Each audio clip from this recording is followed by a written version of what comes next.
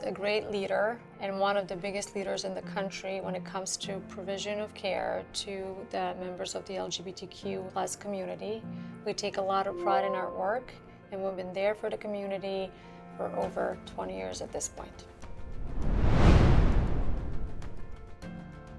When two people with testicles are trying to have a child, it is a little bit more complicated than for two people with ovaries trying to find a child, just because two people with testicles will need an egg and will often also need a person with a uterus who can carry the pregnancy that we designate as a surrogate or a gestational carrier.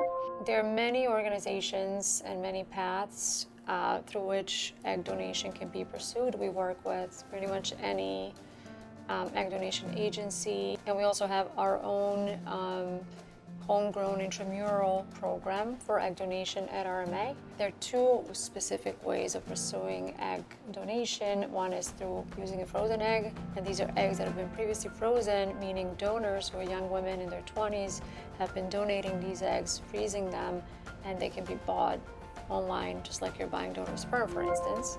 The other option is using something called a fresh donor, which is basically a person who is specifically found for that couple or that individual based on their specifics, and then that specific donor goes through the stimulation, or IVF, and egg retrieval. Once the eggs are retrieved, they become the ownership of the couple or the individual who is seeking those eggs. Oftentimes, my same-sex male couples will want to use donor eggs as a shared donation, which means that half of the eggs will be fertilized by the sperm of one member of a couple, and the other half of the eggs will be fertilized by the other member of the couple, so that embryos created are resulting from both members of that couple. When we talk about surrogacy or gestational carrier, that is a person who has a uterus and who is willing to carry the pregnancy or to undergo embryo transfer to deliver the baby for the couple.